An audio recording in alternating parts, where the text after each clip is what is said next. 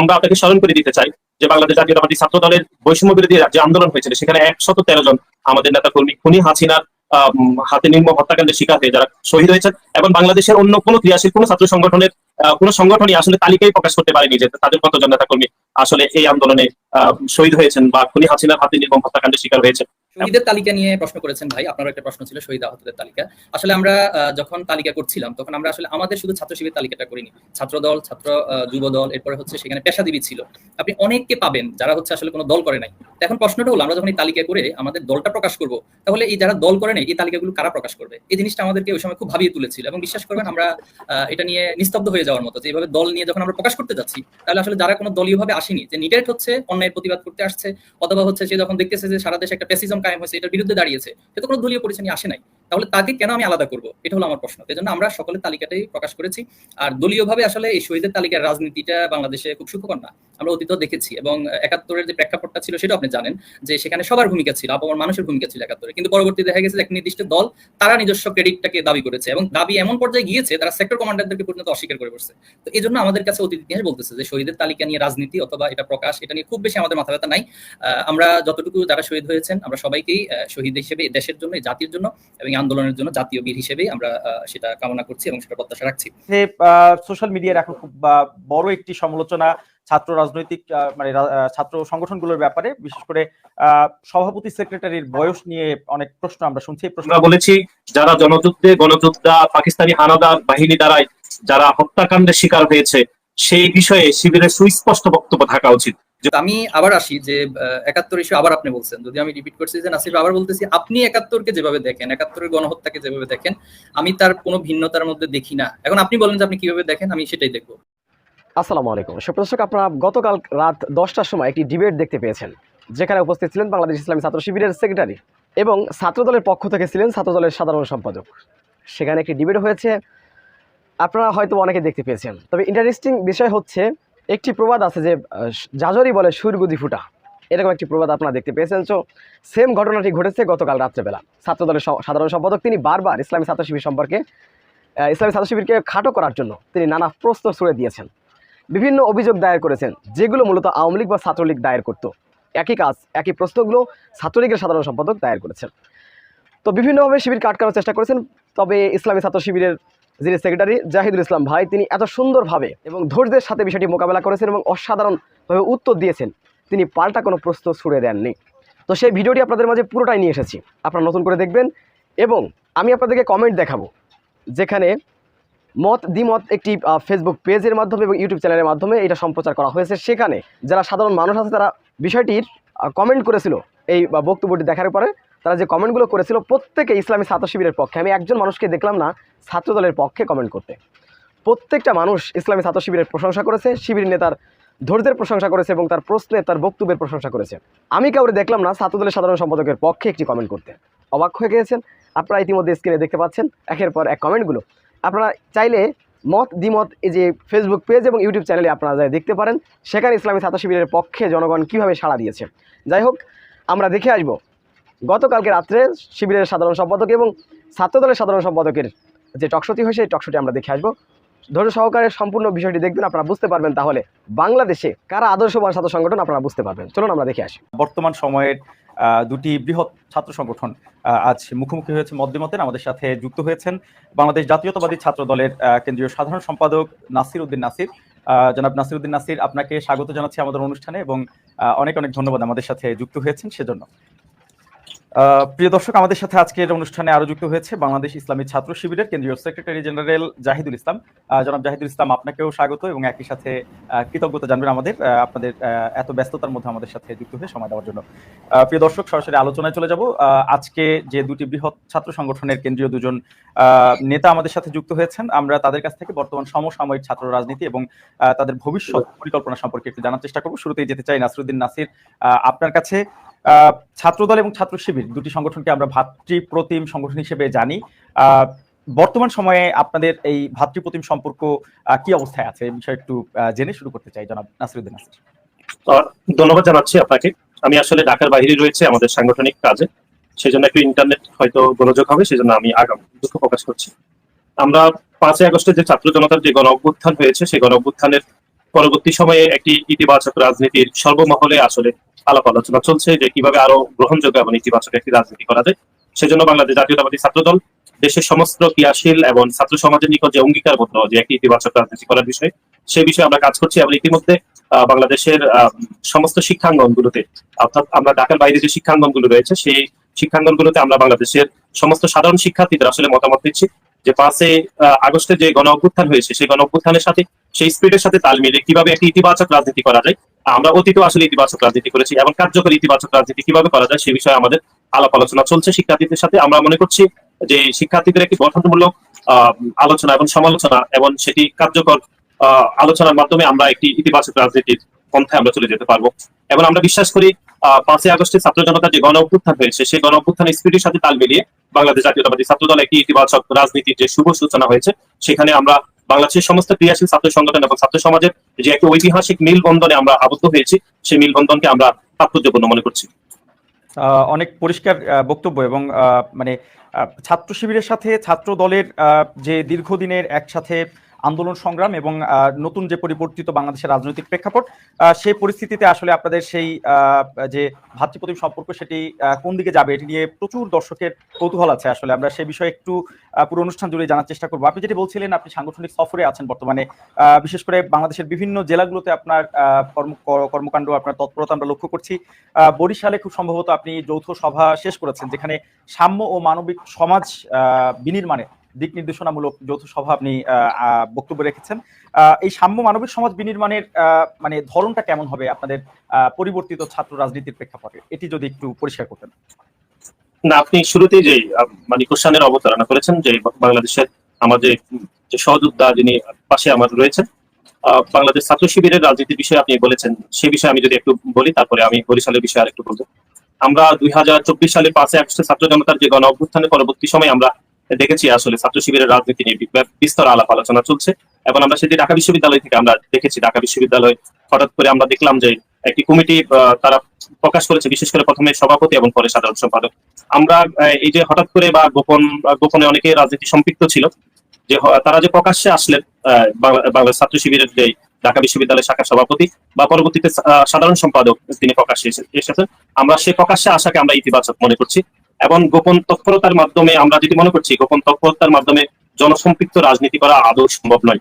এবং প্রকাশ্যে একটি পেশিবাদী ছাত্র সংগঠনের রাজনীতি করেছে, কিন্তু এই পেশিবাদী বিদায়ের পর সেই পেশিবাদী রাজনীতিকে বিদায় করে আবার সেই আগের রাজনীতিতে ফিরে আসাকে এটি আমরা কিছুটা রাজনৈতিকভাবে প্রতারণামূলক আচরণ বলে আমরা মনে করছি। এবং এটি প্রতারণামূলক রাজনৈতিক কর্মীর আচরণ বলে আমাদের সেটি মনে হচ্ছে। আমরা শিবিরকে আহ্বান জানিয়েছিলাম, এখন আহ্বান জানাচ্ছি যে গোপন তৎপরতা এবং আত্মপরিচয় সংকটে এবং অনুপ্রবেশের সংস্কৃতি থেকে বের হয়ে প্রকাশ্যে গণতান্ত্রিক রাজনীতি চর্চা করার আমরা উদাত্ত আহ্বান জানাচ্ছি। একই সাথে সাথে আমরা দেখেছি যে আজকে ঢাকা বিশ্ববিদ্যালয়ে যে একটি কমিটি তারা প্রকাশ করেছে, সেটির বিষয়ে আমাদের সামান্য বক্তব্য রয়েছে। সেটি আমরা যে কমিটি দেখেছি সেটি আমাদের মনে হয়েছে এটি বাঙালি মুসলমান পুরুষের একটি কমিটি, মানে বাঙালি মুসলমান পুরুষ শাসিত একটি কমিটি। সেখানে আমরা কোনো অমুসলিম দেখিনি, সেখানে কোনো নারী প্রতিনিধিত্ব আমরা দেখিনি, ভিন্ন জাতিসত্তার কোনো প্রতিনিধিত্ব দেখিনি, এবং আমাদের যে ক্ষুদ্র নিগোষ্ঠীর কোনো জাতিসত্তাকে আমরা দেখিনি। এটি অন্তর্ভুক্তিমূলক নীতি ছাড়া কোনো ছাত্র সংগঠনের পক্ষে জাতীয় পর্যায়ে প্রতিনিধিত্ব করা আসলে সম্ভব নয়। একই সাথে সাথে 2024 সালের যে 5 আগস্টের ছাত্র জনতার যে গণ অভ্যুত্থানের একটি স্পিরিট, যেটি বলা হচ্ছে একটি ইনক্লুসিভ বাংলাদেশ প্রতিষ্ঠা করা, অর্থাৎ সর্বমহলের সব মানুষকে অন্তর্ভুক্ত করে একটি রাজনীতির যে প্র্যাকটিস করা, সেটির একটি বিপরীত পন্থা আমরা দেখেছি ছাত্র শিবিরের আজকে ঢাকা বিশ্ববিদ্যালয় কমিটি যেটি প্রকাশিত হয়েছে। সেটিকে আমরা এই যে ইনক্লুসিভ বাংলাদেশের সাথে এটি চরমভাবে সাংঘর্ষিক। এবং একই সাথে সাথে আমরা মনে করছি যে 2024 সালের যে 5 আগস্টের ছাত্র জনতার যে গণ অভ্যুত্থানের সাথে এবং একই সাথে ইনক্লুসিভ বাংলাদেশের ধারণার সাথে আজকে ঢাকা বিশ্ববিদ্যালয়ের যে শিবিরের যে কমিটি প্রকাশিত হয়েছে সেটির ধারণা ব্যাপকভাবে সাংঘর্ষিক বলে আমরা মনে করছি। এটি আমি প্রাথমিকভাবে বললাম। আর আপনি বলেছেন আমাকে বরিশাল, আমরা যে সাংগঠনিক কার্য তৎপরতা আমরা এখানে চালাচ্ছি সেটি হচ্ছে 5 আগস্টের পরে একটি সাম্য মানবিক ধারণার যে কনসেপ্ট আমাদের দলের ভারপ্রাপ্ত চেয়ারম্যান এবং ছাত্র দলের সাংগঠনিক অভিভাবক জনাব তারেক রহমান আমাদেরকে দিয়েছে। আমরা অতীত সাম্য এবং মানবিক মর্যাদা ধারণ করে রাজনীতি করেছি। এখন যেহেতু 5 আগস্টের পরে সর্বমহলের ইতিবাচক রাজনীতির ধারণাকে আরো উচ্চ বাক্যে সবাই বলছে, সেজন্য আমরা এখন তৃণমূলে আমাদের নেতা কর্মীদেরকে আরো কিভাবে সংগঠিত করা যায় সাম্য এবং মানবিক বাংলাদেশ প্রতিষ্ঠায় তাদেরকে আমরা বিভিন্ন নির্দেশনা দিচ্ছি এবং সাধারণ শিক্ষার্থীদের সাথে আমরা আলাপ আলোচনা করছি কিভাবে ইতিবাচক রাজনীতি করা যায়। আমরা বিশ্বাস করি যে সাধারণ শিক্ষার্থীদের অধিকার রয়েছে আমাদের প্রত্যেকটি সিদ্ধান্তের অংশীদারিত্ব হওয়ার, সেই সিদ্ধান্ত অংশীদারিত্ব হওয়ার জন্য আমরা সাধারণ শিক্ষার্থীদের মতামত নিচ্ছি। আমরা বিশ্বাস করি একটি ইতিবাচক রাজনীতি তখনই সফল হবে যখন সাধারণ শিক্ষার্থীদের আমরা মনোবেদনা বুঝতে পারবো, তাদের সমস্যা নিরসনে আমরা কাজ করতে পারবো। একই সাথে সাথে আমাদের প্রত্যেকটি সিদ্ধান্তের অংশীদার সাধারণ শিক্ষার্থীরা যদি হতে পারে, তাহলে একটি কার্যকর এবং সাম্য মানবিক ক্যাম্পাস বিনির্মাণে আমরা কাজ করতে পারবো। ধন্যবাদ। খুবই পরিষ্কার বক্তব্য, অনেকগুলো গুরুত্বপূর্ণ পয়েন্ট এসছে জনাব নাসিরউদ্দিন নাসির আপনার বক্তব্য থেকে। যাচ্ছি জাহিদুল ইসলাম আপনার কাছে, বাংলাদেশ ইসলামী ছাত্র শিবিরের কেন্দ্রীয় সেক্রেটারি জেনারেল। আবারও ধন্যবাদ আপনাদেরকে, আপনারা আপনাদের এই কর্মব্যস্ত সাংগঠনিক ব্যস্ততার মধ্যে আমাদেরকে সময় দিয়েছেন। যেটি ছাত্রদল সাধারণ সম্পাদক বলছিলেন সে বিষয়ে আপনার বক্তব্য নিশ্চয়ই একটু শুনবো। সেই সাথে একটু যদি বলেন যে আজকে ঢাকা বিশ্ববিদ্যালয়ে আপনাদের পূর্ণাঙ্গ কমিটি আপনারা প্রকাশ করলেন, এই কমিটির ব্যাপারে ছাত্রদলের পক্ষ থেকে যে মতামত আসলো সেটিকে কিভাবে নিচ্ছেন জনাব জাহিদুল ইসলাম? জি, জনাব ইসমাইল আলী, ধন্যবাদ জানাচ্ছি আপনাকে। আমি নাসিরউদ্দিন নাসির ভাইকে ধন্যবাদ জানাচ্ছি, সেই সাথে দর্শকরা যারা আমাদের সাথে যুক্ত আছেন সবাইকে ধন্যবাদ জানাচ্ছি। আমি শুরুতেই যে বিপ্লব হয়ে গেল কিছুদিন আগে, আমরা সেটা চাক্ষুষ সাক্ষ্য হইতে পারছি, সেটার অংশীদার হইতে পারছি।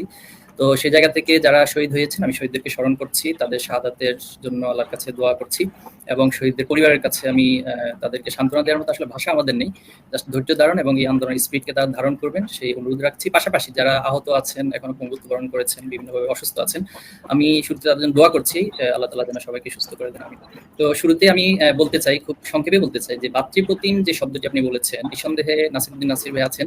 আমি শুরুতে আপনার হেডিং দেখে চিন্তা করতেছিলাম যে মুখোমুখি ছাত্র সংগঠন।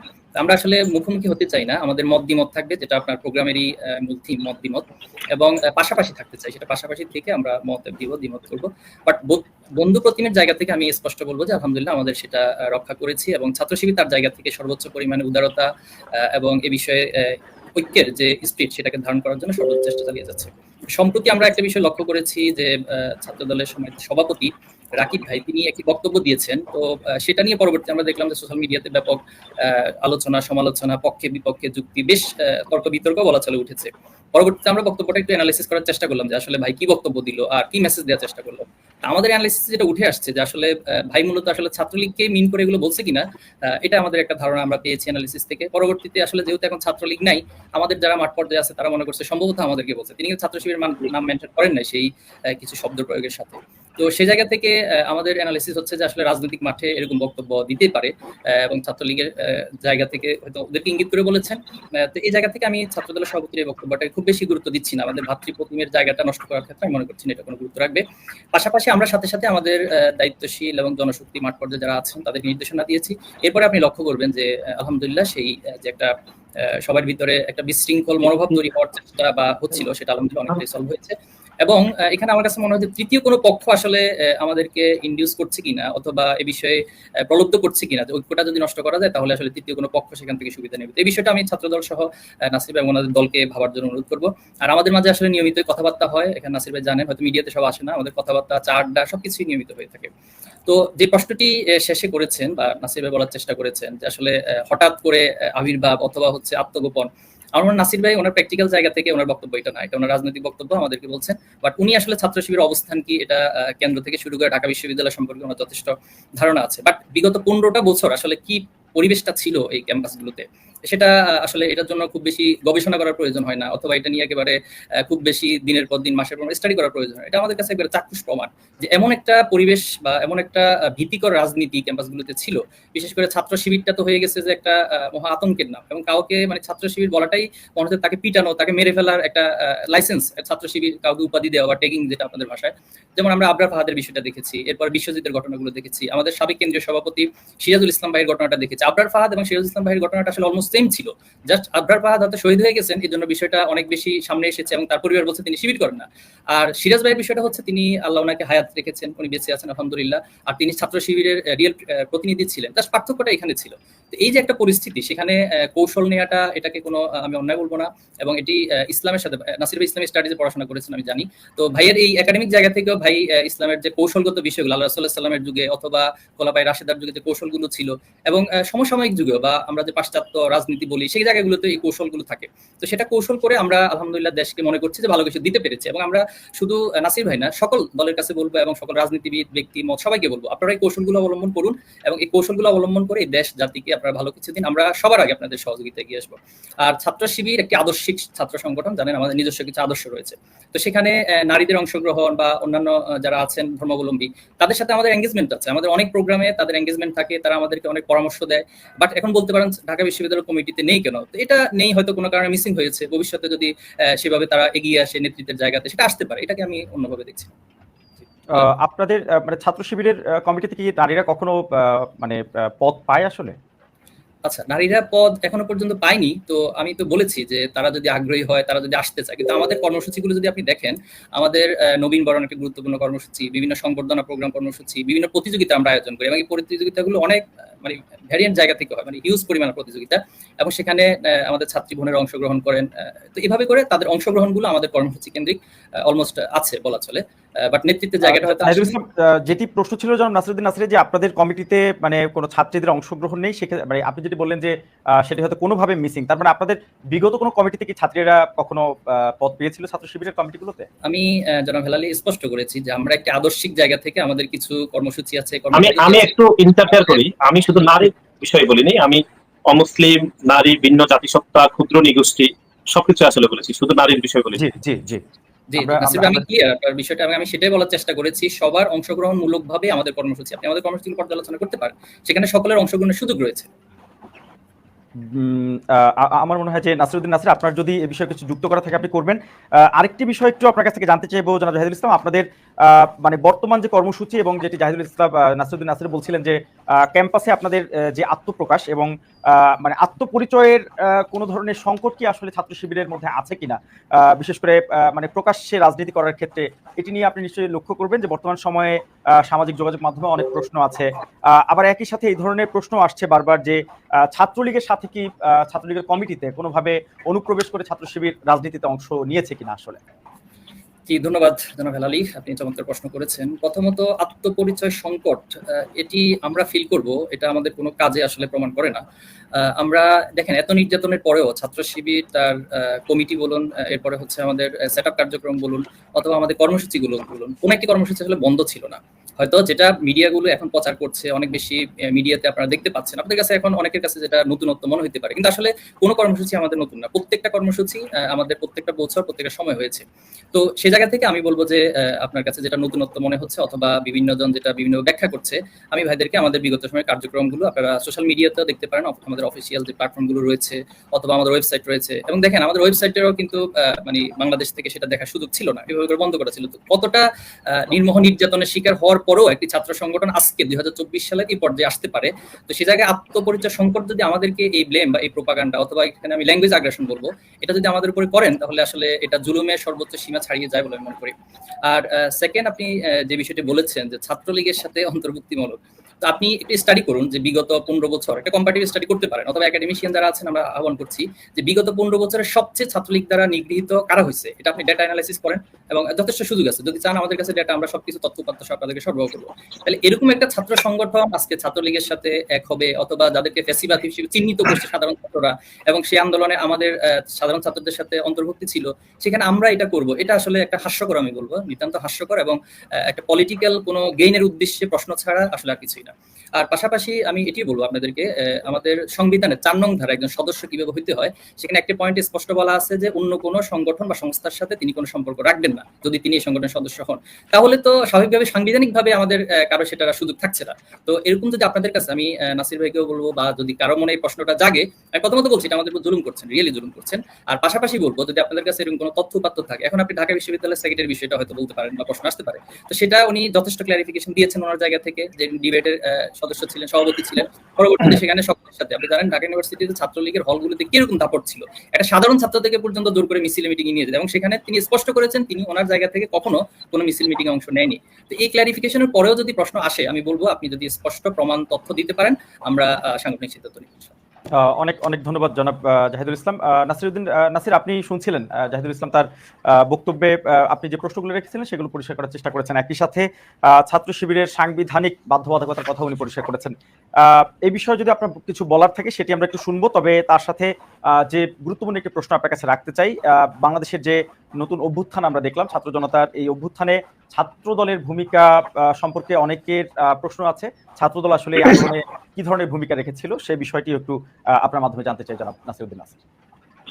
ধন্যবাদ জানাচ্ছি। এখানে আমার শিবিরের যে সাধারণ সম্পাদক যেটি বললেন সেটি হচ্ছে, উনি বলেছেন একদম সংজ্ঞায়িতভাবে এটি হচ্ছে প্রতারণামূলক নয় বলে উনি যেটি বলেছেন, আমি খুবই দ্বিমত করছি। সেটি হচ্ছে ঢাকা বিশ্ববিদ্যালয়ে যিনি সাধারণ সম্পাদক শিবিরের হয়েছেন, গণমাধ্যমে আমরা দেখেছি, সামাজিক যোগাযোগ মাধ্যম সব, যে তিনি ছাত্রলীগ করেছেন, তার পদ পদবি ছিল।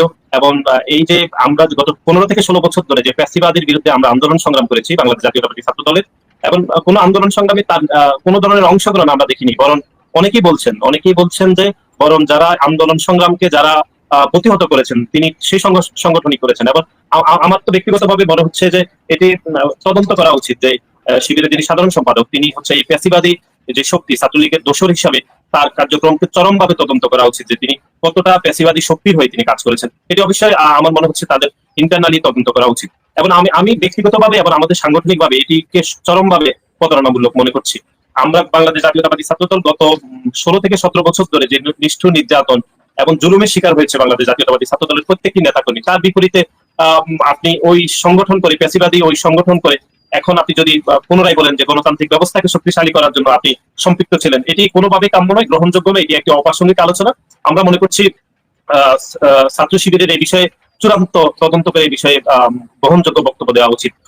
এখানে আমরা যেটি গণমাধ্যমে আমরা যেটি দেখেছি সেটি হচ্ছে ছাত্র শিবিরের সাধারণ সম্পাদক বলেছেন যে তাকে কেন কমিটিতে রাখা হয়েছে এটি ছাত্রলীগের সন্ত্রাসীদেরকে জিজ্ঞেস করা উচিত। এটি আমার খুবই আপত্তিকর মনে হয়েছে। আমাকে কোনো কমিটিতে রাখা যদি হতো ভিন্ন কোনো ছাত্র সংগঠন, আমি তো আপত্তি করতাম তখনই, কিন্তু আমি তো তখনই আপত্তি করি নাই। সুতরাং এখন এই মুহূর্তে যদি আমি বলছি যে আমাকে কেন জিজ্ঞেস করেন, আপনি ওই সংগঠনকে জিজ্ঞেস করেন, এটি খুবই দুঃখজনক বলে আমি মনে করছি। এটি একটি বক্তব্য। আর দ্বিতীয় হচ্ছে, এখানে ছাত্র শিবিরের সাধারণ সম্পাদক বলেছেন যে অন্য কোনো ছাত্র সংগঠন কিরকম নিষ্ঠুর নির্যাতনের শিকার হয়েছে, সবচেয়ে বেশি ছাত্র শিবির হয়েছে।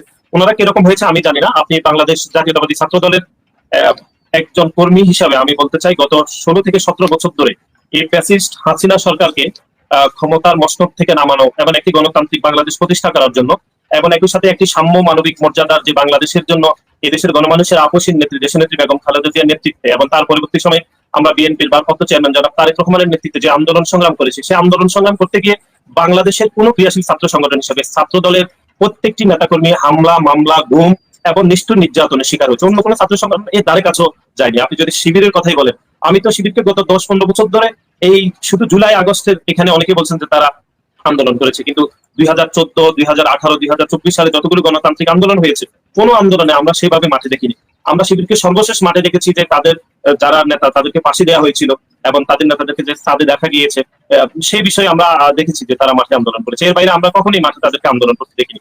আপনাকে আরেকটি গুরুত্বপূর্ণ তথ্য যেটি আমি বলতে চাই সেটি হচ্ছে, আমরা ঢাকা বিশ্ববিদ্যালয়ের ছাত্রলীগের সন্ত্রাসীরা যাদেরকে শিবির সন্দেহে পিটিয়ে হল ছাড়া করেছে, তাদেরকে নির্যাতন করেছে, সেই রকম কাউকে আমরা দেখছি না এখন ছাত্র শিবির করতে।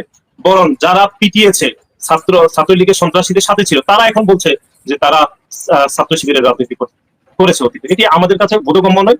এটি ছাত্র সংগঠন হিসাবে যদি বোধগম্য তো নয়, একই সাথে সাধারণ শিক্ষার্থীদের যে মানসিক যে ধারণা সেটি আমরা কোনোভাবে মনে করছি না। এটি আমাদের এক বিষয়।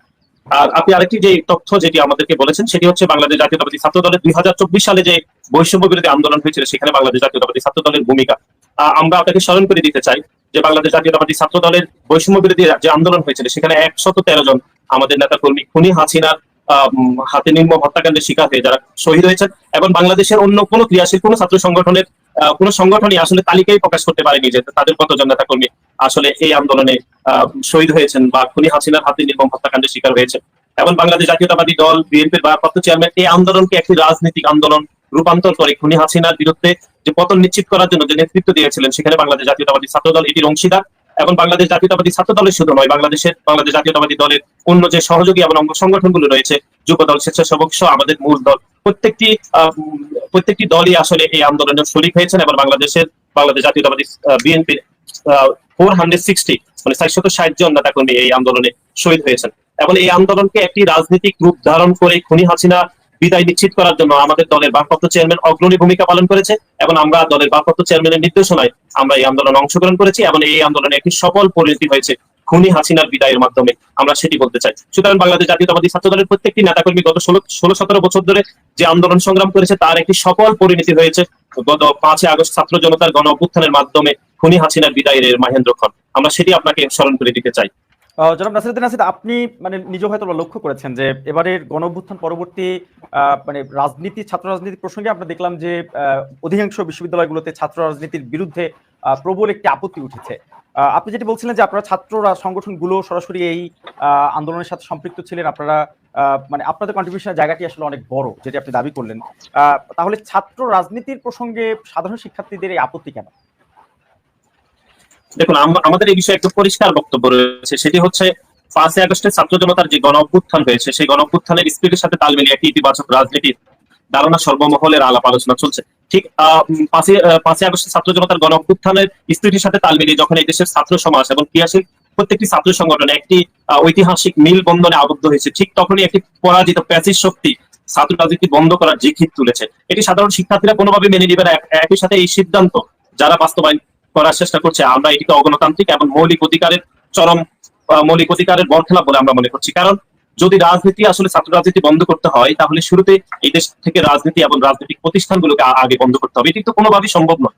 যেহেতু রাজনৈতিক দল এবং রাজনৈতিক প্রতিষ্ঠানগুলোকে কোনোভাবে বন্ধ করা যাবে না, সেহেতু আপনি বলতেই পারবেন না যে আপনি রাজনীতি বন্ধ করতে চান। এবং আমরা যে রাষ্ট্রের নাগরিক, সেই রাষ্ট্র নিজে একটি রাজনৈতিক প্রতিষ্ঠান, এবং রাষ্ট্রের প্রতিটি নাগরিক কোনো না কোনোভাবে রাজনীতি দ্বারা সম্পৃক্ত। সুতরাং রাজনীতি বন্ধ করার যে বিষয়টি কিছু কুচক্রী মহল দাবি তুলেছে, এটি এক ধরনের হচ্ছে দেশকে পিছিয়ে দেওয়া এবং যে পরাজিত প্যাসিস্ট শক্তি পুনরায় ক্ষমতা দখল করতে চায় তারই এক ধরনের অপচেষ্টা বলে আমরা মনে করছি। এবং সেজন্য বাংলাদেশ জাতীয়তাবাদী ছাত্রদল গতকালই আমি বরিশাল বিশ্ববিদ্যালয়ে গিয়েছিলাম। বরিশাল বিশ্ববিদ্যালয়ের সাধারণ শিক্ষার্থীদের সাথে আমাদের আলাপ আলোচনা হয়েছে। সাধারণ শিক্ষার্থীরা কোনোভাবেই রাজনীতি বন্ধ করতে চায় এরকম কোনো নিশ্চয়তা আমাদেরকে দেয়নি। তারা একটি ইতিবাচক এবং গ্রহণযোগ্য রাজনীতি কিভাবে করা যায় সে বিষয়ে আমাদেরকে অংশীদার হতে বলেছেন। এবং আমরা মনে করছি যে একটি ইতিবাচক রাজনীতির অংশীদার সাধারণ শিক্ষার্থীরা হতে হবে এবং একটি ইতিবাচক রাজনীতির চলমান থাকা উচিত। এবং বাংলাদেশ জাতীয়তাবাদী ছাত্রদল সবসময় ইতিবাচক রাজনীতি করেছে, এবং আরো কিভাবে কার্যকরভাবে ইতিবাচক রাজনীতি করা যায় সেই বিষয়ে আমরা সাধারণ শিক্ষার্থীদের আলাপ আলোচনা করছি। এবং এই আলাপ আলোচনার মাধ্যমে আমরা একটি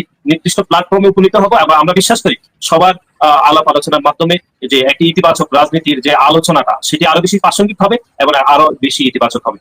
জি, অনেক ধন্যবাদ জনাব জাহিদুল ইসলাম। আপনি নিশ্চয়ই জনাব নাসিরউদ্দিন নাসিরের বক্তব্য শুনছিলেন। ছাত্র শিবিরের আন্দোলন সংগ্রামে তাদের অংশগ্রহণের ভূমিকা নিয়ে বেশ কিছু প্রশ্ন ছিল, সেই সাথে দুটি প্রশ্ন আপনার কাছে একটু জানতে চাইবো। প্রথমত, ছাত্র শিবিরের গেল অভ্যুত্থানে ছাত্র শিবিরের ভূমিকা কি ছিল? একই সাথে আপনারা আসলে আপনাদের সংগঠনের পক্ষ থেকে এখনো পর্যন্ত কোনো আপনাদের শহীদের তালিকা কিংবা আপনাদের আহতদের তালিকা আপনারা এখন অফিসিয়ালি প্রকাশ করেনি। একই সাথে ছাত্র শিবির একটি সংগঠন হিসেবে আসলে বাংলাদেশের রাজনীতিতে নতুন কি করবে? জনাব জাহিদুল ইসলাম। জি, ধন্যবাদ জনাব হেলালি। আপনি দুটি না তিনটি প্রশ্ন করেছেন, তার ভিতরে নাসির ভাই তো অসংখ্য প্রশ্ন ছুড়ে দিয়েছেন। তো আমি নাসির ভাইকে প্রথমে বলবো হচ্ছে আমি নাসির ভাইকে কোনো প্রশ্ন ছুড়ে দিব না, তবে নাসির ভাইয়ের সবগুলো প্রশ্ন আমি নোট নিয়েছি। ওনাকে প্রশ্ন যেগুলো আমরা ইনশাআল্লাহ ভবিষ্যতে বাংলাদেশ যখন একটা স্টেবল জায়গায় যাবে, যেখানে ঐক্য নিয়ে কোনো প্রশ্ন আর থাকবে না এবং মত দ্বিমতের ক্ষেত্রে কেউ কোনো সংকোচ বোধ করবে না, সেই সময়টাতে ইনশাআল্লাহ আমরা প্রশ্নগুলো করব। আপাতত আমরা ভাইকে প্রশ্ন রাখছি না, তো ভাইয়ের প্রশ্নগুলোর উত্তর আমি দিচ্ছি। প্রথমত তিনি বলেছেন যে 2014-18 বা তার আগের যে আন্দোলনগুলো সেখানে ছাত্র শিবিরকে তিনি ওই অর্থে দেখেন নাই। তো এটা আমি চিন্তা করতেছি কি উত্তর দিব, তো আসলে উত্তর আমি খুঁজে পাচ্ছি না। 2015 সালে যখন আমি ঢাকা কেন্দ্রীয় কারাগারে গিয়েছিলাম, তো একটা লম্বা সময় আমাকে কারাগারে কাটাতে হয়েছে। তো সেখানে আমাদের বলা চলে যে আমদানিতে প্রতিদিন হিউজ একটা সংখ্যা আসতো। তো আমরা দেখতাম যে সেখানে ছাত্র শুধু শিবির না, ছাত্র দল, এরপরে ভাইদের আরো যে অঙ্গ সংগঠনগুলো আছে, হিউজ নেতাকর্মীদেরকে আমরা পাইছি। এবং আমি মেডিকেলে ছিলাম দীর্ঘদিন, সেখানে ছাত্রদল যুব দলের অনেক ভাইদেরকে হচ্ছে পাইছি যে যারা পা কেটে ফেলতে হয়েছে বা হচ্ছে পঙ্গুত্ব বরণ করছে, এরকম অনেক ভাইকে আমরা পাইছি এবং পরবর্তী তাদের সাথে আমার যোগাযোগ মেনটেন হয়। তো এখন ওই ভাইয়েরা হয়তো ওনাদের কাছ থেকে যদি ভাইরা একটু সাক্ষ্য নেয় যে আসলে বিগত সময়ের আন্দোলনে ছাত্র শিবিরকে কিভাবে পাইছে, আমার মনে হয় ভাই উত্তরটা পেয়ে যাবে ওনাদের কাছ থেকে। আর নির্যাতনের বিষয়টা ছাত্রদল বেশি হয়েছে, আমি এটার সাথে আপাতত মানে ঐক্যের সাথে একমত পোষণ করছি যে একমত। তবে আমি যে বিষয়টা প্রসঙ্গক্রমে বলেছিলাম যে একাডেমিক স্টাডি হইতে পারে, এটা অর্থাৎ ছাত্রদল আর শিবিরের কম্পারেটিভ স্টাডি না, বরং ছাত্র লীগের দ্বারা যে আসলে নির্যাতন সেই জায়গাটা, ছাত্র লীগকে এখানে মানে তাদের যে অপরাধ বা কর্মকাণ্ডগুলো সেগুলোর জন্য মূলত আমি একটা কম্পারেটিভ স্টাডির কথা বলেছি। তো সেটা আহ্বান করছি ছাত্রদল থেকেও কেউ করতে পারে, অথবা একাডেমিশিয়ান যারা শুনছেন তাদের মধ্যে থেকে করতে পারে। শহীদের তালিকা নিয়ে প্রশ্ন করেছেন ভাই, আপনারও একটা প্রশ্ন ছিল শহীদ আহতদের তালিকা।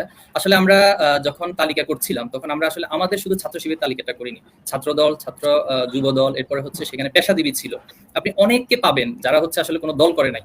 এখন প্রশ্নটা হলো, আমরা যখন এই তালিকা করে আমাদের দলটা প্রকাশ করব, তাহলে এই যারা দল করে নাই এই তালিকাগুলো কারা প্রকাশ করবে? এই জিনিসটা আমাদেরকে ওই সময় খুব ভাবিয়ে তুলেছিল, এবং বিশ্বাস করবেন আমরা এটা নিয়ে নিস্তব্ধ হয়ে যাওয়ার মতো, যে এইভাবে দল নিয়ে যখন আমরা প্রকাশ করতে যাচ্ছি, তাহলে আসলে যারা কোনো দলীয় ভাবে আসেনি, যে নিডারেট হচ্ছে অন্যায়ের প্রতিবাদ করতে আসছে, অথবা হচ্ছে সে যখন দেখতেছে যে সারা দেশে একটা প্যাসিজম কায়েম হয়েছে, এটার বিরুদ্ধে দাঁড়িয়েছে, সে তো কোনো দলীয় পরিচয় নিয়ে আসে নাই, তাহলে তাকে কেন আমি আলাদা করব? এটা হলো আমার প্রশ্ন। এই জন্য আমরা সকলের তালিকাটাই প্রকাশ করেছি। আর দলীয়ভাবে আসলে এই শহীদের তালিকার রাজনীতিটা বাংলাদেশে খুব সুখকর না, আমরা অতীত দেখেছি, এবং ৭১-এর যে প্রেক্ষাপটটা ছিল সেটা আপনি জানেন, যে সেখানে সবার ভূমিকা ছিল, আপামর মানুষের ভূমিকা ছিল ৭১-এ, কিন্তু পরবর্তী দেখা গেছে এক নির্দিষ্ট দল তারা নিজস্ব ক্রেডিটটাকে দাবি করেছে, এবং দাবি এমন পর্যায়ে গিয়েছে তারা সেক্টর কমান্ডারদেরকে পর্যন্ত অস্বীকার করে বসছে।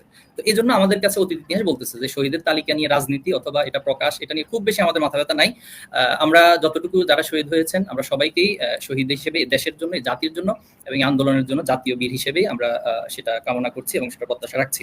আর আন্দোলনে আমাদের ভূমিকা বলেছেন, আমরা এখন পর্যন্ত আপনি সিঙ্গেল ওয়ার্ড দেখাতে পারবেন না অথবা সিঙ্গেল সেন্টেন্স দেখাতে পারবেন না যেখানে আমাদের কোনো অফিসিয়ালি বক্তব্য আমরা বলেছি যে আন্দোলনে আমাদের ক্রেডিট অথবা আমরাই সব করছি অথবা আমাদের এই অবদান, এটা আপনি আমাদের কোনো অফিসিয়াল বক্তব্য দেখাতে পারবেন, আমি চ্যালেঞ্জ করতেছি।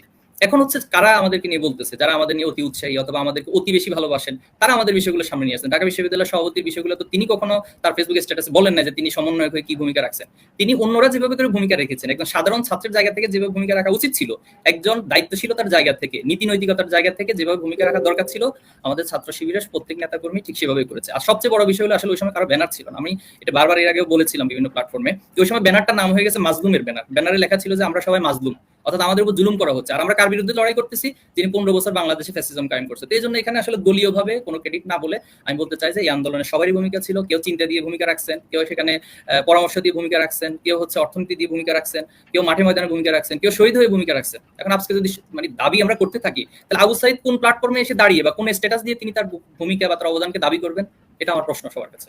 তো এই জায়গা থেকে আমরা ছাত্র শিবির আমাদের জায়গা মনে করছি এটি একটি কমন আন্দোলন ছিল এবং আপামর ছাত্র জনতার আন্দোলন ছিল। তো আমরাও বাংলাদেশের নাগরিক হিসেবে, ছাত্র হিসেবে, একটি দায়িত্বশীল ছাত্র সংগঠন হিসেবে আমরাও সেই ছাত্র জনতার কাতার থেকে ভূমিকা রেখেছি। যতটুকু প্রয়োজন ছিল, যতটুকু সামর্থ্য ছিল, ততটুকু রেখেছি। জনাব জাহিদুল ইসলাম, একটি বিষয়কে মানে আবার একটু আপনার কাছে জানতে চাইবো, পরিষ্কার করবেন কিনা যে মানে আন্দোলন সংগ্রামের সময়ে বিশেষ করে ঢাকা বিশ্ববিদ্যালয়ে যখন আপনাদের শিবিরের সভাপতি প্রকাশ্যে আসলেন, তারপর সমন্বয়কদের পক্ষ থেকে অনেকে এটি আসলে প্রতিক্রিয়া জানিয়েছেন যে তিনি তার পরিচয় আসলে গোপন রেখে কেন মানে সমন্বয়কের দায়িত্বে তিনি ছিলেন। একই সাথে আমরা পরবর্তীতে দেখলাম যে সাধারণ সম্পাদক তিনি প্রেস ব্রিফিং করে কিছু বিষয় পরিষ্কার করেছেন। আজকে বেশ কিছুদিন পর পূর্ণাঙ্গ কমিটি আমরা প্রকাশ হতে দেখলাম। মানে এই যে একটি মানে দীর্ঘ সময়ে নেয়া, এটির পেছনে আসলে কি বিশেষ কোনো কারণ ছিল আপনাদের? আচ্ছা, প্রথমত হচ্ছে যেটি বলেছেন সমন্বয়করা ওনাকে জানতো না, চিনতো না, বিষয়টা তা না। আব্দুল কাদের তার স্ট্যাটাসে স্পষ্ট করেছেন যে তিনি একটি সূত্রের মাধ্যমে হচ্ছে ঢাকা বিশ্ববিদ্যালয়ের ছাত্র আন্দোলন সম্পাদকের সাথে ওনার যোগাযোগ, যাতে করে আন্দোলনটাকে আমরা আরো একটু ভালোভাবে একটা ভিন্ন মাত্রা নিয়ে যেতে পারি। পরবর্তীতে তিনি ঢাকা বিশ্ববিদ্যালয়ের সেক্রেটারির সাথে, তো এগুলো তো স্পষ্ট করেছেন তিনি পরিচয় জানতেন। এখন বিষয় হচ্ছে যে তখন কি আমাদের কাছে এই পরিচয় জানা বা পরিচয় দেওয়াটা কি মুখ্য ছিল, নাকি আন্দোলন ফ্যাসিজমের বিরুদ্ধে লড়াই করাটা মুখ্য ছিল? এটি আমার সবার কাছে প্রশ্ন, মানে যারা এই প্রশ্নগুলো উত্থাপন করতেছেন ওই সময় আসলে কোন বিষয়টা মুখ্য ছিল বা প্রায়োরিটিতে কোনটা পাইতো? আমরা প্যাসেজে লড়াই করতেছি, তো সেটাকে কি আমরা প্রায়োরিটির ক্ষেত্রে কোনো কমতি ছিল আমাদের, অথবা এই লড়াইয়ের ক্ষেত্রে কি আমরা কোনো দুর্বলতা প্রদর্শন করেছিলাম সেই সময়? এটা হচ্ছে কোশ্চেন। বাট সেটা কোশ্চেন না করে আমরা এখন প্রশ্ন করতেছি সেই সময় পরিচয় গোপন ছিল। তো পরিচয় গোপন ছিল বিষয়টা তো আমি ব্যাখ্যা দিলাম এবং ইতিমধ্যে সোশ্যাল মিডিয়াতে অসংখ্য ব্যাখ্যা এটা আছে। তো আমার মনে হচ্ছে এই প্রশ্নগুলো হচ্ছে মানে ফিক্সড করে বারবার ওই যে আমি একটু ভিন্নভাবে বলছি যে ওই যে খাঁচকাটা স্টাইলে যে একটা তত্ত্ব রয়েছে, এই প্রশ্নগুলো মেহরবানি করে না আসলে ভালো হয়। এখন সামনের দিন আমরা বাংলাদেশকে কিভাবে গড়তে পারি, কে কি ভূমিকা রাখতে পারি, কিভাবে করে দেশ গড়তে পারি, এই প্রশ্নগুলো আলোচনাগুলো বেশি আসলে নিশ্চয়ই আমরা সেই প্রশ্নের দিকে একটু যেতে চাই। তার আগে জনাব নাসিরউদ্দিন নাসির, আপনার কাছেই আসলে শুরুতে প্রশ্নটি রাখতে চাই। বর্তমান সরকারের কাছে, অন্তর্বর্তী সরকারের কাছে রাষ্ট্র সংস্কার প্রস্তাবে আমরা বিভিন্ন প্রস্তাবনা শুনতে পাচ্ছি। আপনাদের ছাত্র দলের পক্ষ থেকে আসলে সংস্কারের প্রস্তাবে আপনারা কি ধরনের সংস্কার আশা করেন?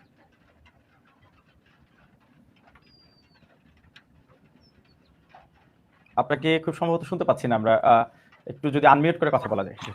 আমরা বলছি যে আমি একটু ঢাকার বাইরে থাকার কারণে এক ধরনের অসুবিধা হচ্ছে, সেই জন্য দুঃখ প্রকাশ করছি। আমরা যেটি এখানে শিবিরের সাধারণ সম্পাদক জনাব জাহিদুল ইসলাম যেটি বলেছেন, আমি কয়েকটি বিষয় একটু হচ্ছে আমি ব্যাখ্যা করতে চাই বা ওনার কাছে প্রশ্ন রাখতে চাই। একটি হচ্ছে আজকে আমরা শিবিরের ঢাকা বিশ্ববিদ্যালয়ে যে একটি কমিটি দেখলাম, সেই কমিটির ছাত্র আন্দোলন বিষয়ক সম্পাদক যিনি জনাব মাজেদুল ইসলাম রাজু, যিনি গত কয়েকদিন আগেও তিনি ঢাকা বিশ্ববিদ্যালয়ের রাজু ভাস্কর্যের সম্মুখে তিনি ছাত্র রাজনীতি বন্ধ করার একটি প্ল্যাটফর্মে নেতৃত্ব দিয়েছিলেন। আজকে আমরা হঠাৎ কমিটিতে দেখলাম যে তার নাম রয়েছে। সুতরাং এখানে জাহিদুল ইসলাম আমাদেরকে একটু বলবেন যে এটি কি তার ব্যক্তিগত মতামত ছিল নাকি এটি শিবিরেরও একটি সাংগঠনিক সিদ্ধান্ত ছিল যে ক্যাম্পাসগুলোতে তারা হচ্ছে ছাত্র রাজনীতি বন্ধ করতে চায়। এবং আমরা দেখেছি আমরা যখন বৈষম্য বিরোধী আন্দোলন করেছিলাম সেই আন্দোলনে একজন সমন্বয়ক ছিলেন, যার বিষয়ে পরবর্তী সময়ে আমরা দেখেছি যে মূল সমন্বয়ক যিনি আব্দুল কাদের বলেছিলেন যে শিবিরের তৎকালীন ওই সাধারণ সম্পাদক তিনি বারবার দলীয় রাজনীতি বন্ধ করার ক্ষেত্রে সেই 7 নম্বর যে পয়েন্টটি সেটি অন্তর্ভুক্ত করার জন্য তিনি চাপ দিয়েছিলেন, যদিও সেটি পরক্ষণে বিস্তার আলাপ আলোচনা হয়েছে। সেই বিষয়ে আসলে শিবিরের বক্তব্য থাকা উচিত বলে আমি মনে করি। বিশেষ করে মাজারুল ইসলাম রাজু যিনি ছাত্র আন্দোলন বিষয়ক সম্পাদক আজকে ঢাকা বিশ্ববিদ্যালয় হয়েছে, তিনি তো ছাত্র রাজনীতি বন্ধ চেয়েছেন। সেই বিষয়ে এটি কি ওনার ব্যক্তিগত মতামত নাকি এটি ওনাদের সাংগঠনিক মতামত, এটি বলবেন।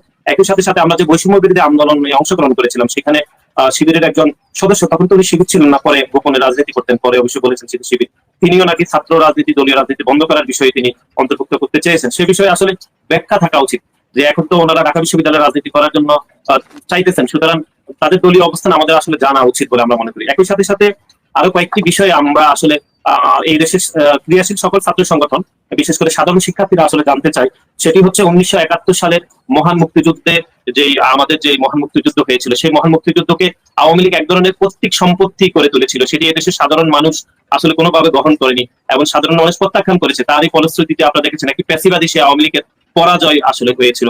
কিন্তু আমরা দেখেছি যে 1971 সালে মহান মুক্তিযুদ্ধের যারা গণযোদ্ধা ছিলেন তাদের উপর পাকিস্তানি বাহিনী যে নির্বিচারে গণহত্যা করেছিল সেই গণহত্যার বিষয়ে শিবিরের তারা আদৌ কি ধরনের ওই গণহত্যার বিষয়ে তাদের অবস্থান পরিষ্কার করা উচিত, ছাত্র সমাজ এবং ক্রিয়াশীল সকল ছাত্র সংগঠন তাদের বক্তব্য আসলে জানতে চাই। এই বিষয়ে আমরা আসলে কোনো কিছু পরিষ্কার না, তারা আসলে এই বিষয়ে তাদের অবস্থান জানাতে হবে। একই সাথে সাথে যে একটা ইনক্লুসিভ বাংলাদেশের বিষয়ে যেটি বলা হচ্ছে, বিশেষ করে 2024 সালের 5 আগস্ট ছাত্র জনতার যে গণ অভ্যুত্থান হয়েছে সেই গণ অভ্যুত্থানের স্পিরিটের সাথে তাল মিলিয়ে একটা ইনক্লুসিভ বাংলাদেশ, সেখানে সব বর্ণ ধর্ম জাতি নির্বিশেষে সবাই একই প্ল্যাটফর্মে আসবে। সেখানে আমরা তো ছাত্র শিবিরের রাজনীতিতে সেটি দেখছি না, সেটি আমরা কোনোভাবে দেখছি না। কোনো পুরুষ ব্যতীত কোনো নারী সেখানে অন্তর্ভুক্ত নেই, কোনো অমুসলিম নেই, নারী নেই, ভিন্ন জাতিসত্তা নেই, ক্ষুদ্র নিগোষ্ঠী নেই, সে বিষয়ে সুস্পষ্ট বক্তব্য থাকা উচিত। এবং বিশেষ করে মহান মুক্তিযুদ্ধে জনযুদ্ধে যারা যোদ্ধারা সেই নিহত যারা হত্যাকাণ্ডের শিকার হয়েছেন পাকিস্তানি হত্যাকাণ্ডের, সে বিষয়ে তাদের অবস্থান ক্লিয়ার করা উচিত। এবং একই সাথে আমরা আরেকটি বিষয় যেটি উপস্থাপন করতে চাই সেটি হচ্ছে আওয়ামী লীগ যে একটি গোষ্ঠীতন্ত্র কায়েম করেছে সারা দেশে, যে গোষ্ঠীতন্ত্র কায়েম করে তারা ফ্যাসিবাদ তৈরি করেছে। এখন শিবির কি এরকম কমিটির মাধ্যমে সেই গোষ্ঠীতন্ত্র কায়েম করতে চায়, যেটি একটি ফ্যাসিবাদের ধারণাকে নতুন করে ইস্টাবলিশ করতে চায় কিনা, এটি আসলে সাধারণ শিক্ষার্থীরা জানতে চাই। নতুবা একটি বিশেষ গোষ্ঠীর বাইরে কেউ ছাত্র শিবির করবে না, বা তাদেরকে নতুন করে আইডেন্টিফাই করা হবে যে যাদের সিজিপিএ শুধু 4 এর মধ্যে থাকবে তারা করবে, বা এই ক্রাইটেরিয়ার বাইরে কেউ ছাত্র শিবির করতে পারেন। নানান ধরনের আলাপ আলোচনা যেগুলো খুবই অপ্রাসঙ্গিক রাজনীতিতে, সেগুলো আমরা দেখছি। সেই বিষয়ে আসলে শিবিরের বক্তব্য থাকা উচিত এবং চূড়ান্ত বক্তব্য যেটি সাধারণ শিক্ষার্থীরা শুনতে চায় সেই বিষয়ে আমরা নিজেরাও বাংলাদেশ জাতীয়তাবাদী ছাত্রদল আসলে পরিষ্কার হতে চাই। আপনি আরেকটি বিষয় যেটি বলেছেন সেটি হচ্ছে 2024 সালের পরে যে একটি অন্তর্বর্তীকালীন সরকার এখন রোড ম্যাপ করেছে, তারা সংস্কার, আমরা সংস্কারকে ইতিবাচক ভাবে দেখছি। আমাদের দলের ভারপ্রাপ্ত চেয়ারম্যান জনাব তারেক রহমান ইতিমধ্যে ঘোষণা দিয়েছেন এই অন্তর্বর্তীকালীন সরকারের প্রত্যেকটি কাজকে সহযোগিতা করার জন্য। কারণ আমরা যদি এই অন্তর্বর্তীকালীন সরকারকে যদি সহযোগিতা না করি তাহলে সেই পুরানো ফ্যাসিস্ট পরাজিত শক্তি পুনরায় রাষ্ট্র ক্ষমতায় আসার পায়তারা করবে। সুতরাং আমরা তাদেরকে সহযোগিতা করতে চাই।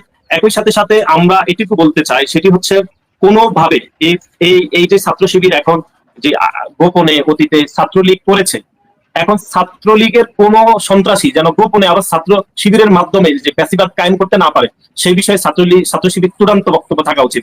যে তারা যেভাবে অতীতে ছাত্রলীগের রাজনীতি করে পুনরায় তাদের সংগঠন করছে, এখন ছাত্রলীগও যদি আবার পুনরায় ছাত্র শিবিরের গোপনে ছাত্র শিবিরের রাজনীতি করে আবার ফ্যাসিবাদ কায়েম করতে চায়, আরো কয়েক যুগ পরে তারা আবার ছাত্রলীগ প্রতিষ্ঠা করতে চায় ছাত্র শিবির থেকে, সে বিষয়ে আমার মনে হচ্ছে শিবিরের চূড়ান্ত বক্তব্য থাকা উচিত। এবং এই দেশের ছাত্র সমাজ বিশেষ করে সাধারণ শিক্ষার্থীরা এই বিষয়ে তাদের বক্তব্য শোনার জন্য অধীর আগ্রহে বসে আছে। ধন্যবাদ আপনাকে। নাসিরউদ্দিন নাসির, একটি বিষয় যদি খুব পরিষ্কারভাবে জানতে চাই, আপনি এর আগেও বলেছেন সংবাদ মাধ্যমে যে ছাত্র শিবির ঢাকা বিশ্ববিদ্যালয়ে রাজনীতি করতে চাইলে ক্রিয়াশীল ছাত্র সংগঠনগুলো সে বিষয়ে সিদ্ধান্ত নেবে। ছাত্রদল আসলে ঢাকা বিশ্ববিদ্যালয়ের রাজনীতিতে ছাত্র শিবিরকে কতটুকু স্পেস দিতে চায়? দেখুন, আমরা যেটি স্পষ্ট বলতে চাই সেটি হচ্ছে আমাদের দলের ভারপ্রাপ্ত চেয়ারম্যান এবং ছাত্র দলের যিনি সাংগঠনিক অভিভাবক উনি বক্তব্য রেখেছেন। এবং একই সাথে আমাদের দলের যে আদর্শের যে জায়গা, আদর্শের জনক শহীদ রাষ্ট্রপতি জিয়াউর রহমান যখন 1975 সালে সিপাহী জনতার বিপ্লবের মাধ্যমে তিনি এই দেশের মানুষ যাকে রাষ্ট্র ক্ষমতায় নিয়ে এসেছিলেন, তখন কিন্তু দেশের সকল রাজনৈতিক দল নিষিদ্ধ ছিল, বিশেষ করে আওয়ামী লীগ যেটি নিষিদ্ধ বাকশাল কায়েম করে নিষিদ্ধ করেছিল। তার পরবর্তী সময় আমরা একটি গণতান্ত্রিক ব্যবস্থার আসলে উন্মোচন হয়েছিল শহীদ রাষ্ট্রপতি জিয়াউর রহমানের হাত ধরে। আমরা সেরকম আদর্শে বিশ্বাসী। সুতরাং আমরা মনে করছি যে ঢাকা বিশ্ববিদ্যালয়ে শিক্ষার্থীরা আদৌ ছাত্র শিবিরের যে রাজনীতি সেটি আসলে কিভাবে গ্রহণ করবে সেটি ঢাকা বিশ্ববিদ্যালয়ের শিক্ষার্থীদের একান্ত বিষয় বলে আমরা মনে করছি। কিন্তু ছাত্র শিবিরের রাজনীতি প্রচলন করার আগে ঢাকা বিশ্ববিদ্যালয়ে তাদেরকে 71 সালের বিষয়ে, বিশেষ করে হচ্ছে আমাদের জনযুদ্ধের যে গণযোদ্ধারা 1971 সালে পাকিস্তানি হানাদার বাহিনীর হাতে নির্মম হত্যাকাণ্ডের শিকার হয়েছে, সে হত্যাকাণ্ডের বিষয়ে তাদের অবস্থান পরিষ্কার করা উচিত। একই সাথে সাথে ঢাকা বিশ্ববিদ্যালয়ে দীর্ঘদিনের যে রাজনৈতিক শিষ্টাচার রয়েছে সেই শিষ্টাচারে তারা কতদূর অন্তর্ভুক্ত থাকবে, বিশেষ করে আজকে আমরা কমিটির মাধ্যমে সেটি কিন্তু কোনোভাবে দেখিনি, সে বিষয়ে তারা বক্তব্য দিবে, তারপরে আমরা আমাদের বক্তব্য দিতে পারবো। কিন্তু ঢাকা বিশ্ববিদ্যালয় একটি উন্মুক্ত জায়গা।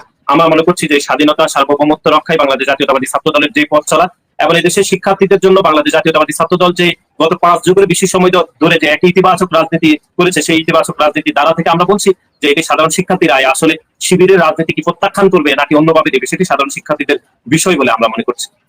সাধারণ শিক্ষার্থীরা যদি শিবিরকে ঢাকা বিশ্ববিদ্যালয়ের রাজনীতির জন্য যদি তারা সেই মানে অধিকার রাখে, তারা যদি সেটি মনে করে, সেক্ষেত্রে ছাত্রদল কি মানে শিবিরকে আসলে প্রতিপক্ষের জায়গায় দেখবে কিনা? দেখুন, আমরা তো ছাত্র সংগঠন হিসাবে আমাদের প্রতিহত করার কোনো এখতিয়ার নেই, এটি বিশ্ববিদ্যালয় প্রশাসনিক সিদ্ধান্ত। একই সাথে সাথে সাধারণ শিক্ষার্থীদের আসলে বিষয় রয়েছে। কিন্তু সাধারণ শিক্ষার্থীরা গভীরভাবে যেটি মনে করছে সেটি হচ্ছে যারা অতীতে যে ক্ষমতাসীন ছাত্রলীগের দোসর ছিল, সেই দোসরদের মদতপুষ্ট হয়ে রাজনীতি করেছে এবং পরবর্তী সময় তারা এখন সেই গোপন থেকে প্রকাশ্যে ছাত্র শিবিরের রাজনীতি করছে। সুতরাং এটি সাধারণ শিক্ষার্থীদের তো প্রশ্নবিদ্ধ জায়গা, খুবই স্বাভাবিক।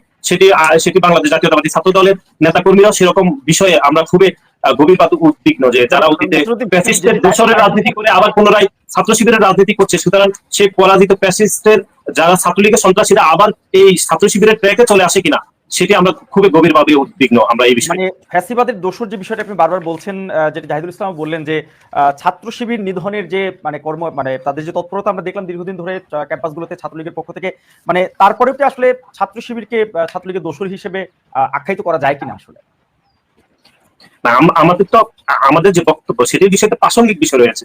যেমন ঢাকা বিশ্ববিদ্যালয়ের ছাত্র শিবিরের যিনি সভাপতি এবং সাধারণ সম্পাদক হয়েছেন, তারা অতীতে ছাত্রলীগের রাজনীতির সাথে সম্পৃক্ত ছিল। এটি গণমাধ্যমে, সামাজিক যোগাযোগ মাধ্যম, সব মাধ্যমে এটি প্রমাণিত হয়েছে। কিন্তু এটির বিষয়ে শিবির তো সুস্পষ্ট বক্তব্য দেয়নি। সুতরাং এই যে পরাজিত ফ্যাসিস্টের দোষর ছাত্রলীগের রাজনীতি করে পুনরায় ছাত্র শিবিরের যে রাজনীতি করছে সেটির বিষয়ে তো সাধারণ শিক্ষার্থীদের এক ধরনের উদ্বিগ্ন জায়গা তো তৈরি হয়েছে, সেটি আমরা ছাত্র শিবির ব্যাখ্যা করা উচিত। কিন্তু আমরা ছাত্র শিবিরের যিনি সাধারণ সম্পাদক হয়েছেন তিনি বলেছেন গণমাধ্যমে যে এটি তার বক্তব্য নেই, এটি ছাত্রলীগকে জিজ্ঞাসা করা উচিত বলে উনি মনে করছে। এটি আমাদের কাছে খুব হাস্যকর মনে হয়েছে এবং অপ্রাসঙ্গিক মনে হয়েছে।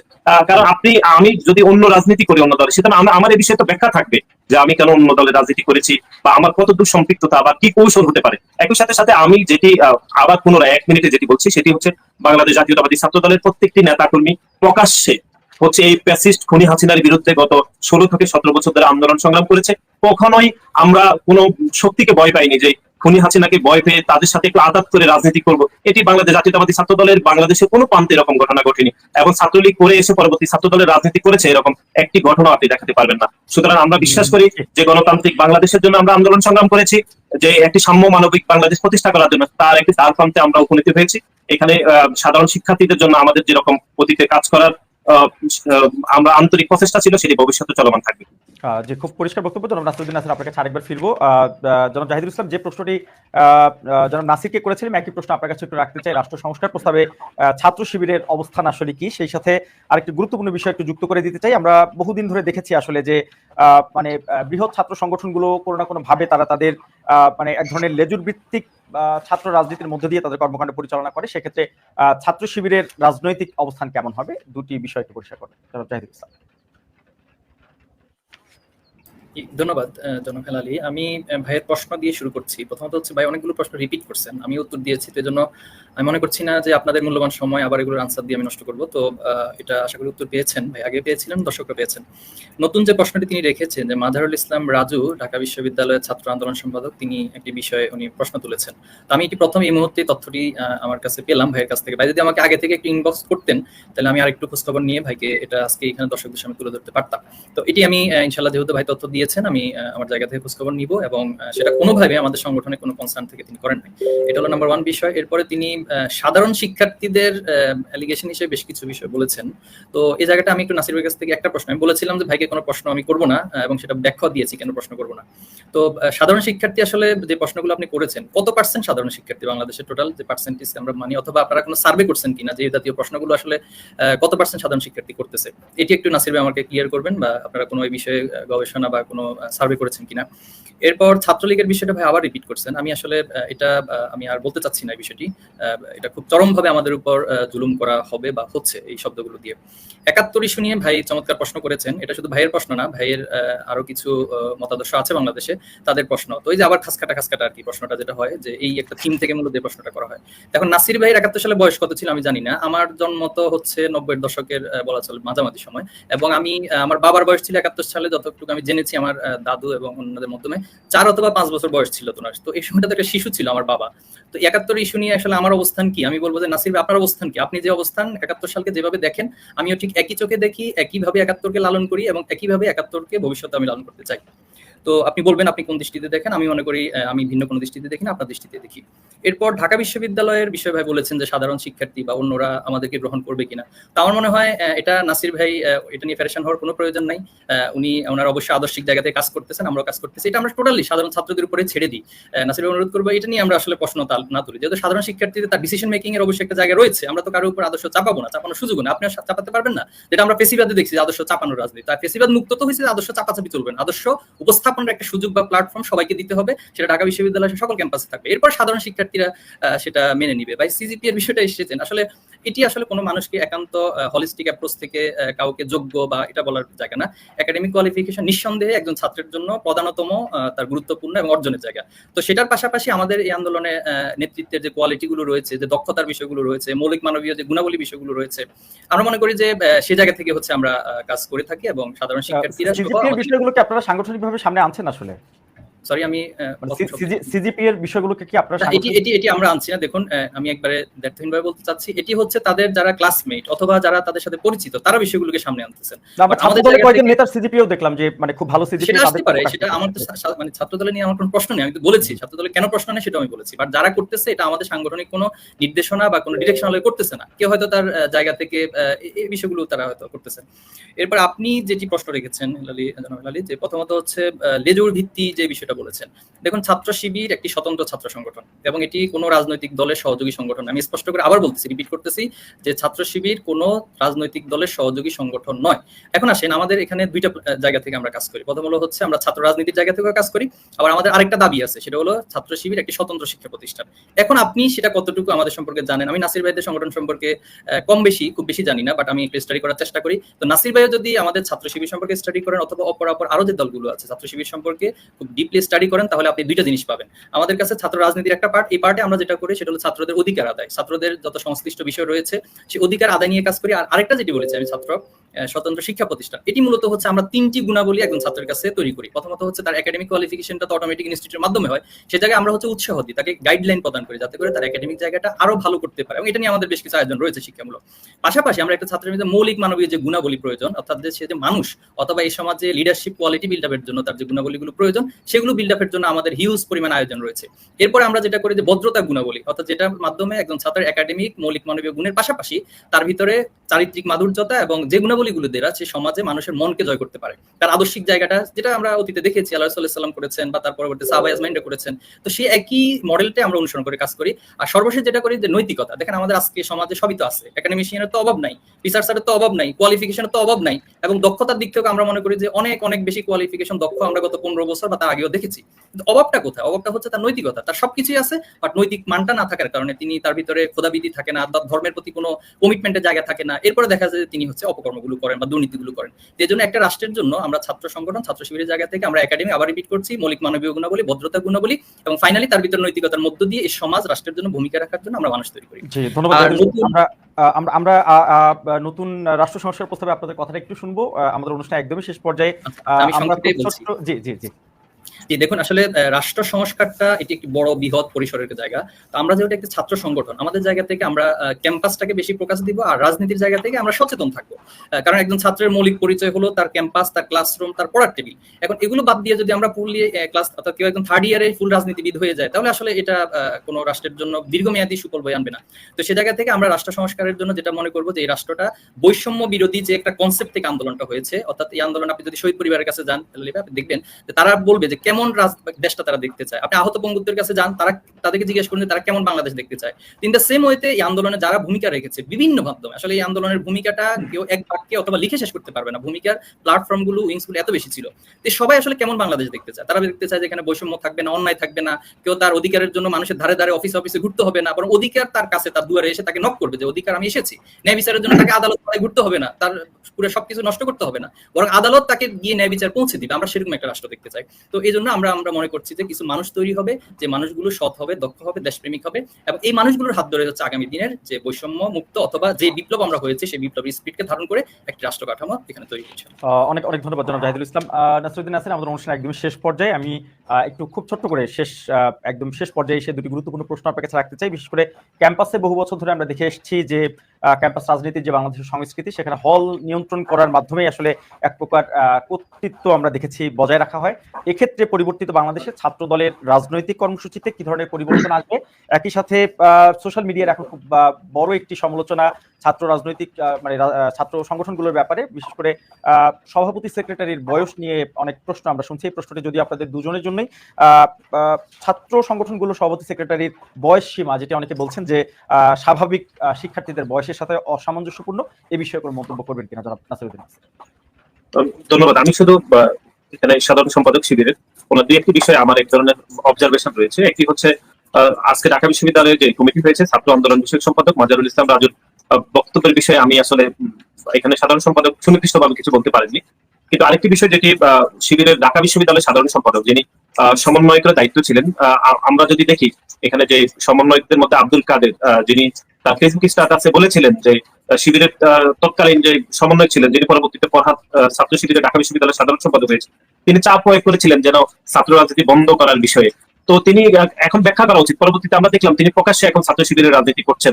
সুতরাং তার ব্যাখ্যা করা উচিত ছাত্র শিবিরের পক্ষ থেকে, যে তিনি কেন তখন সেই সময় আসলে দলীয় বা ছাত্র রাজনীতি বন্ধ করার বিষয়ে তিনি এই প্রস্তাবনা করেছিলেন, বা এটি কোনো তিনি গোপনে ছাত্র শিবিরের রাজনীতি চালিয়ে যাওয়া তার মনোবাসনা ছিল কিনা সে বিষয়ে ব্যাখ্যা থাকা উচিত। নতুবা ছাত্রলীগের রাজনীতিতে তিনি যেভাবে সম্পৃক্ত ছিলেন সেটি বন্ধ করতে তিনি চেয়েছিলেন কিনা, এটি ছাত্র শিবির থেকে পূর্ণাঙ্গ স্পষ্ট বক্তব্য দেওয়া উচিত। এবং একই সাথে সাথে সাধারণ শিক্ষার্থীদের কোনো সার্ভে হয়েছে কিনা এটি সাধারণ সম্পাদক মহোদয় বলেছিলেন। সেখানে ঢাকা বিশ্ববিদ্যালয় এখন 37,000 শিক্ষার্থী রয়েছে, সেখানে আমরা দেখেছি মাত্র 14 সদস্য কমিটি হয়েছে। সুতরাং ঢাকা বিশ্ববিদ্যালয়ে কত শতাংশ শিক্ষার্থী তাদের সমর্থন রয়েছে এটি উনি নিশ্চয়ই অবগত হয়েছেন। আর 1971 সালের বিষয় চেতনার বিষয়ে আমরা আসলে কোনো কোশ্চেন উপস্থাপন করিনি। আমরা বলেছি যারা গণযোদ্ধা পাকিস্তানি হানাদার বাহিনী দ্বারাই যারা হত্যাকাণ্ডের শিকার হয়েছে, সেই বিষয়ে শিবিরের সুস্পষ্ট বক্তব্য থাকা উচিত যে হত্যাকাণ্ডের সমর্থন করেন কিনা সেই পাকিস্তানের, সেই বিষয়ে আমরা চেতনার বিষয়ে আমরা বলতে চাই। একই সাথে সাথে আওয়ামী লীগ যে গোষ্ঠীতন্ত্র কায়েম করেছে, শিবির সেরকম গোষ্ঠীতন্ত্র কায়েম করে নাসিরউদ্দিন নাসির শিবির কি হত্যাকাণ্ডের সমর্থন? না, তাদের তো এটি তো একটি দেশের মৌলিক বিষয়, এই বিষয়ে তো সুস্পষ্ট বক্তব্য থাকা উচিত। আপনার বক্তব্য রয়েছে, আমার রয়েছে, ওনাদেরও থাকা উচিত না, যেটি সাধারণ শিক্ষার্থীদের জিজ্ঞাসার বিষয় রয়েছে। এবং আমরা যেটি মনে করছি, বক্তব্য কি তারা অফিসিয়ালি কোনো বক্তব্য দিয়েছে? আমি ক্ষমা করবেন আমার অজ্ঞতার জন্য, 71 প্রসঙ্গে, গণহত্যা প্রসঙ্গে ছাত্রদল কি সাংগঠনিকভাবে কোনো অফিসিয়ালি বক্তব্য দিয়েছে যেটি শিবির দেয়? না, আপনি মনে হয় বুঝতে পারেননি। সেটি আমাদের দল একটি মহান মুক্তিযুদ্ধে, আমাদের দলের যিনি প্রতিষ্ঠাতা তিনি মুক্তিযুদ্ধের ঘোষণা দিয়েছিলেন। আমাদের দলে যতগুলো বাংলাদেশের রাজনৈতিক দল রয়েছে সবচেয়ে বেশি মুক্তিযুদ্ধ আমাদের দলে রয়েছে। সুতরাং আমাদের দলের প্রত্যেকটি পলিসি তো বাংলাদেশ জাতীয়তাবাদী ছাত্র দল বিলং করছে, এবং আমাদের বাংলাদেশ জাতীয়তাবাদী ছাত্র দল একটি ক্রিয়াশীল ছাত্র সংগঠন। মহান মুক্তিযুদ্ধের যে ধারণাগুলো এবং 71-এ যে গণহত্যা হয়েছিল সেটি চরমভাবে আমরা তীব্র নিন্দা জানাচ্ছি এবং বিচারের দাবি আমরা সবসময় করছি। সে বিষয়ে শিবিরের স্পষ্ট বক্তব্য থাকা উচিত। আমরা তো চেতনার কোনো বিষয় আসলে উপস্থাপন করিনি। আর আপনি যে বিষয়টি আমাকে বলেছেন সেটি হচ্ছে যে হল দখল চিন্তা। আপনি দেখেছেন 2024 সালে 5 আগস্টের ছাত্র জনতার যে গণ অভ্যুত্থান হয়েছে, সেই গণ অভ্যুত্থানের পরবর্তী সময়ে আমরা একটা ইতিবাচক রাজনীতি করছি, এবং আমাদের সুযোগ থাকার ফলেও কিন্তু আমরা বাংলাদেশের কোনো বিশ্ববিদ্যালয়, কোনো হলগুলোতে আমরা কিন্তু অবস্থান করিনি। আমরা মনে করছি একটি ইতিবাচক রাজনীতির জন্য সাধারণ শিক্ষার্থীরা যে আশা আকাঙ্ক্ষার জন্য একটি বৈষম্য বিরোধী আন্দোলন করেছিল, সেই আশা আকাঙ্ক্ষার বিপরীতে বাংলাদেশ জাতীয়তাবাদী ছাত্রদল কোনো রাজনীতি করবে না। এবং আমরা মনে করছি যে প্রত্যেকটি হলে মেধার ভিত্তিতে যে সিট বন্টন সেটি থাকা উচিত, এবং বাংলাদেশ জাতীয়তাবাদী ছাত্রদলের কোনো কর্মী সেটি মেধার ভিত্তিতে সে সিট বন্টনে হয়ে সে আবাসিক শিক্ষার্থী হিসাবে রাজনীতি করবে। যে দখলদারিত্ব, লেজুর ভিত্তি, পিটিয়ে মানুষ মেরে ফেলা। জনাব নাসির, বিএনপি যদি নিকট ভবিষ্যতে ক্ষমতায় যায়, ক্ষমতাসীন হয়, সেক্ষেত্রে তখনও কি একই অবস্থান থাকবে কিনা ছাত্র দলের পক্ষ থেকে?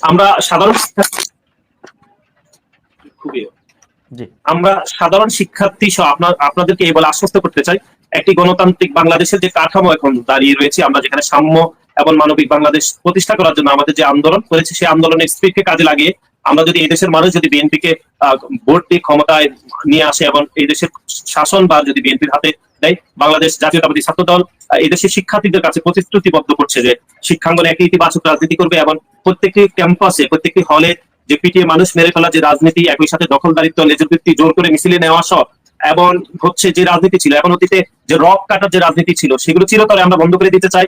এই জন্য বাংলাদেশ জাতীয়তাবাদী ছাত্রদল সাধারণ শিক্ষার্থীদেরকে পাশে রাখতে চাই। আমরা বিশ্বাস করি একটি গণতান্ত্রিক বাংলাদেশ জন্য, সাম্য মানবিক বাংলাদেশের জন্য, এবং একই সাথে সাথে একটি কল্যাণমুখী রাষ্ট্র বিনির্মাণে এদেশের সাধারণ শিক্ষার্থীরা বাংলাদেশ জাতীয়তাবাদী ছাত্রদলের পাশে থাকবে ইনশাআল্লাহ। খুবই পরিষ্কার বক্তব্য, অনেক ধন্যবাদ জনাব নাসিরউদ্দিন নাসির। জাহিদুল ইসলাম, ছাত্র নেতাদের বয়সের প্রসঙ্গে জনাব নাসিরউদ্দিন নাসির, এই বিষয়ে আপনি কোনো মন্তব্য করতে চান কিনা? ছাত্র নেতাদের বয়সের বিষয়ে সমালোচনা। না, আমরা একদম সুস্পষ্টভাবে এই বিষয়ে আমাদের বক্তব্য উপস্থাপন করতে চাই। আপনারা দেখেছেন গত 16 থেকে 17 বছর ধরে একটি ফ্যাসিস্ট সরকার আসলে ক্ষমতায় ছিল। আমাদের নেতৃত্ব যে স্তরগুলো রয়েছে আমরা যদি দেখি, তাহলে হচ্ছে আমরা আমাদের যে বাংলাদেশ জাতীয়তাবাদী ছাত্রদলের যে নেতৃত্বের কাঠামো, সেখানে শুরুতে কাউকে হল সংসদের নেতা হতে হয়, তারপরে বিশ্ববিদ্যালয়, তারপর আসলে কেন্দ্রের রাজনীতি করতে হয়, সেজন্য একটি নির্দিষ্ট একটি সামান্য বয়স সীমা বেড়ে যায়। এটি কিন্তু আমরা গত 16 থেকে 17 বছর ধরে আমাদের যে কাউন্সিল করে যে কমিটি গঠন করা, সাংগঠনিক স্ট্রাকচার গুলোকে শক্তিশালী করা, সেটি আমরা কোনোভাবে করতে পারিনি। কিন্তু এখন যদি একটি আমরা বিশ্বাস করি যে এই স্বাভাবিক সময়ের মধ্যে একটি নির্দিষ্ট বয়স সীমা বাংলাদেশ জাতীয়তাবাদী ছাত্রদল নির্দিষ্ট বয়স সীমায় চলে আসবে, এবং প্রত্যেকটি ক্যাম্পাস গুলোতে আমরা নিয়মিত শিক্ষার্থীদের থেকে যেন সাংগঠনিক স্ট্রাকচার তৈরি করা যায়, সেজন্য আমাদের আলাপ আলোচনা চলছে। কিন্তু বিগত বছরগুলোতে যেহেতু একটি ফ্যাসিস্ট সরকার আসলে ক্ষমতায় ছিল, আমরা নিয়মিতভাবে কমিটি গঠন করতে পারিনি, সাংগঠনিক স্ট্রাকচার গুলোকে শক্তিশালী করতে পারিনি। কিন্তু আমরা আশা করছি এইটি এখন এরকম কোনো সমস্যা হবে না, আর এই সমস্যা দ্রুত সমাধান হয়ে যাবে। অনেক ধন্যবাদ জনাব নাসিরউদ্দিন নাসির। জনাব জাহিদুল ইসলাম, আপনার কাছে বয়সের বিষয়টি একটু জানতে চাইবে। একই সাথে আরেকটি প্রশ্ন যেটি রয়েছিল যে শিক্ষাঙ্গনে ক্যাম্পাসগুলোতে হল দখলের রাজনীতির সংস্কৃতি থেকে ছাত্র শিবির কতটুকু পরিবর্তন আনতে পারবে? জনাব জাহিদুল ইসলাম, খুব ছোট করে একটু জানবো আপনার কাছ থেকে। জি, ধন্যবাদ জানাচ্ছি। নাসির ভাই চমৎকারভাবে বিশ্লেষণ করেছেন, আবার বেশ কিছু প্রশ্ন রাখছেন। আমি আবার বলছি যে আমি কোনো প্রশ্ন রাখবো না, বাট একটি জায়গায় আমার কাছে কনফিউশন তৈরি করে দিয়েছেন নাসির ভাই। সেটা হলো, তিনি বলেছেন যে বিগত সময় ওনারা কাউন্সিল করতে পারেন নাই, এজন্য ওনাদের তো বিষয়টা বেশ প্রশ্নবোধক। বাট এখানকার এসে বিষয়টা আমার কাছে প্রশ্নবোধক মনে হলো। তাহলে ওনাদের সংগঠন আসলে কিভাবে পরিচালিত হয়েছে, বা বিগত সময় আমরা দেখেছি যে আন্দোলন সংগ্রামের একটা বিষয়কে সামনে নিয়ে এসে ওনাদের একটা কমিটিকে বিলুপ্ত করা হয়েছিল, বেশ এটা নিয়ে সোশ্যাল মিডিয়াতে লেখালেখি হয়েছিল। তো এই জায়গাটা একটু আমার মনে হয় আমরা আত্মপর্যালোচনার জায়গাটা বা কম্পারিজনের জায়গা। আমাদের তো কাউন্সিল হয়েছে, আপনি হয়তো অবগত না, কাউন্সিল হয়েছে, কিন্তু একটি কাউন্সিল করার জন্য যেটা বাংলাদেশ জাতীয়তাবাদী ছাত্রদল একটি বড় সংগঠন, কাউন্সিল করার জন্য যে পারিপার্শ্বিক যে পরিবেশ দরকার সেটি তো আমরা নিশ্চিত করতে পারিনি, আপনি নিজেও জানেন। কিন্তু আমাদের আপনাকে বলে 2019 সালে আমাদের যে কাউন্সিল হয়েছিল, সেখানে আমি বলবো যে কৌশলগুলো অবলম্বন করে তাদের কেন্দ্র থেকে একেবারে ইউনিট পর্যন্ত গত 15 বছর প্রত্যেক বছর যেভাবে কমিটি দিয়েছে, আমার মনে হয় আপনারা যদি পরামর্শ করতেন, সেটা ধরেও কৌশলটা অবলম্বন করে আপনাদের কাউন্সিলটা জারি রাখা যাইতো। জাস্ট এটা আমি পরামর্শ আকারে দিলাম আপনাকে। তো আমি আবার আসি যে 71 ইস্যু আবার আপনি বলছেন, যদি আমি রিপিট করছি যে নাসির আবার বলতেছি, আপনি 71-কে যেভাবে দেখেন, 71-এর গণহত্যাকে যেভাবে দেখেন, আমি তার কোনো ভিন্নতার মধ্যে দেখি না। এখন আপনি বলেন যে আপনি কিভাবে দেখেন, আমি সেটাই দেখবো। সেটা হচ্ছে আমার পক্ষ থেকে স্পষ্ট উত্তর, এবং এটা যদি আপনি অফিসিয়াল কোনো স্টেটমেন্ট দিতে চান দিবেন। এরপরে যদি আমার কোনো জায়গায় দ্বন্দ্ব থাকে আপনার সাথে, সেটা আমি আপনাকে উল্লেখ করব ইনশাআল্লাহ। ছাত্র শিবিরের 71 গণহত্যার ব্যাপারে ছাত্র শিবির কি কোনো অফিসিয়ালি তাদের কি কোনো বক্তব্য আছে আসলে, যেটি নাসির জানতে চান? বাংলাদেশের দেখুন, এই প্রজন্ম হিসেবে আমরা তো মানে এখনকার প্রজন্ম, ঠিক না? এখনকার প্রজন্ম বাংলাদেশের 71 নিয়ে কি প্রশ্ন করবে, কি দেখবে? যে ইতিহাস নাসির ভাই পড়েছে, আপনি পড়েছেন, সেটা আমি দেখেছি। সেখানে যতটুকু অন্যায় হয়েছে সেটাকে অবশ্যই আমি অন্যায় বলবো না কেন? গণহত্যা যেটা হয়েছে অবশ্যই সেটা গণহত্যা, এবং সেটার বিচার ওই সময় কিছুটা হয়েছে, এবং যেভাবে করে দরকার আইন আলোকে সেটা হয়েছে, ভবিষ্যতে হোক, কোনো অসুবিধা নেই। বাট আমাদের জন্ম যেখানে হয় না 71-এ, সেখানে আমার বাবা, সেটা নিয়ে আপনি অযথা প্রশ্ন করে আমি কিছু মনে করবেন না। একটু বলি যে সেটা হলো, একটা গ্রুপ এটা সবসময় করে সেম কোশ্চেন, আমি বলেছি 4-5টা 7-8টা কোশ্চেন আছে, এই ঘুরে ফিরে খাসকা টেস্ট লেভেল। অথবা আরেকটা বিষয় আছে, যেটা হলো ওই ছোটবেলায় হেলালি ভাইটা পড়েছেন কিনা, যে গরুর রচনা, কেউ একজন গরুর রচনা পড়ে গেছে পরীক্ষায়, তো দেখা গেল যে সেখানে আসছে নদীর রচনা, তো তখন তিনি নদীর রচনাকে ঘুরিয়ে ফিরিয়ে আসলে গরুর রচনার দিকে নিয়ে যান। তো আমার মনে হয় এই জায়গাগুলো থেকে বের হয়ে আসা দরকার। আসলে এই জেন জির জেনারেশন অথবা জেন আলফা যেটা সামনে আসতেছে, এই জেনারেশনকে সামনে রেখে আমরা এই গরুর রচনা, নদীর রচনা, খাসকাটা নিয়ে যদি পড়ে থাকি, তাহলে আসলে এই জেনারেশনকে রিপ্রেজেন্ট করা আমাদের জন্য অনেক কঠিন হয়ে যাবে। তো প্রথমত আপনি বয়স নিয়ে যেটা বলেছেন, ছাত্র শিবির তার সূচনা লগ্ন থেকেই সাধারণ ছাত্রদেরকে রিপ্রেজেন্ট করেছেন। তো একটি বাস্তবতা হলো, আসলে আপনি বিশ্বের যদি অন্যান্য দেশগুলোর দিকে তাকান, সেখানে ইউথ প্ল্যাটফর্মগুলো খুব স্ট্রংলি কাজ করে। ইউথ প্ল্যাটফর্মগুলো স্ট্রংলি কাজ করার কারণে যেটা হচ্ছে, সোশ্যাল যে মানে তাদের কমিটমেন্টের জায়গাগুলো আছে, এগুলো চমৎকারভাবে তারা করে থাকেন। বাট বাংলাদেশের ক্ষেত্রে যেটা হয়েছে, আসলে সোশ্যাল ইউথ প্ল্যাটফর্মগুলো আসলে ওই অর্থে কার্যকর না, অথবা যেটা দলীয়ভাবে আছে সেটা আসলে অনেকটা লেজুর ভিত্তিক, অথবা আমরা যেটা দেখেছি 4ই আগস্ট যে যুবলীগের যে হত্যাকাণ্ডগুলো, আসলে ঘুরে ফিরে লাঠিয়াল বাহিনী হিসেবে যুবলীগ বা এই জায়গাগুলো কাজ করার কারণে এখানে ছাত্র সংগঠনকে অনেকগুলো সোশ্যাল কমিটমেন্টের জায়গাতে কাজ করতে হয়। তো সেখান থেকে এসে হয়তো কিছু বয়স কিছুটা বেড়ে যায়। কিন্তু ছাত্র শিবির আমি আপনাকে কনফার্ম করবো যে আমাদের কয়েকটা স্তর, আপনি জানেন যে কেন্দ্র রয়েছে, শাখা বিশ্ববিদ্যালয় লেভেল রয়েছে, আবার তাদের অধীনে ফ্যাকাল্টি অথবা থানা শাখা যেগুলো উপজেলা আছে, ইউনিট লেভেল আছে। আপনি ইউনিট লেভেলে খোঁজ নিয়ে দেখবেন যে আমাদের ম্যাক্সিমামে হচ্ছে ক্লাস 10 অথবা ইন্টারমিডিয়েট সর্বোচ্চ পড়ে। আর থানা পর্যায়ে যারা দায়িত্ব পালন করে, অর্থাৎ তাদেরকে আমরা উপজেলা সভাপতি অথবা ফ্যাকাল্টি হল সভাপতি বলি, এদের বয়সগুলো আপনি পাবেন যে তারা ইন্টারমিডিয়েট লেভেলে পড়াশোনা করে, যারা উপজেলা, অথবা হচ্ছে অনার্স ফার্স্ট ইয়ার সর্বোচ্চ বা সেকেন্ড ইয়ার এরকম। আর শাখা পর্যায়ে যারা আমাদের দায়িত্বশীল বা হচ্ছে বিশ্ববিদ্যালয় সভাপতি, জেলা সভাপতি, তাদের বয়সগুলো আপনি পাবেন হলে তারা হয়তো honours third year fourth year অথবা মাস্টার্স পড়েছেন, অথবা জাস্ট মাস্টার্স পরীক্ষা দিয়েছেন। আর কেন্দ্রে আসার পর আমাদের যেটা হয় যে হয়তো অধিকাংশ হয়তো মাস্টার্স পরীক্ষাগুলো শাখা পর্যায়ে দিয়ে দেন, এরপরে কেন্দ্রের স্তরে এসে ওনারা অন্য কোনো কোর্স করেন অথবা এমপিল করতেছেন, আমাদের রানিং অনেক ভাইরা পিএইচডি করতেছেন, তো এই জায়গাগুলোতে ইনভলভ থাকেন। তো এখানে এসে আপনি এখন বিষয়টা আসলে বুঝতে পারবেন। তো সেই জায়গায় হয়তো আমাদের টোটাল সংগঠনকে যদি হলিস্টিক অ্যাপ্রোচে রাখেন, দেখা যাচ্ছে আমাদের 28 থেকে 30 এর মধ্যে, অথবা হচ্ছে আমাদের কমন যেটা বয়সটা সেটা থাকতেছে হচ্ছে 20 থেকে সর্বোচ্চ 25 এর মধ্যে। আর কেন্দ্রীয় পর্যায়ে এসে সেটা 26 থেকে সর্বোচ্চ 30 এর মধ্যে যাচ্ছে, এর বেশি যাচ্ছে না। হয়তো দুই একজনের কোনো কারণে একাডেমিক গ্যাপ হইতে পারে, অথবা বিভিন্ন কারণে সেটা 2-1 বছরের দিক সেদিক হতে পারে, বাট এর ব্যতিক্রম কিছু না। আমি আমার জায়গাটা সভাপতির বয়স কত তাহলে? সভাপতি আমাদের 1 বছরের জুনিয়র। খুব সম্ভবত তাদের ওয়েবসাইটে 1993 দেয়া আছে। না, উনি একাডেমিকলি আমাদের 1 বছরের জুনিয়র।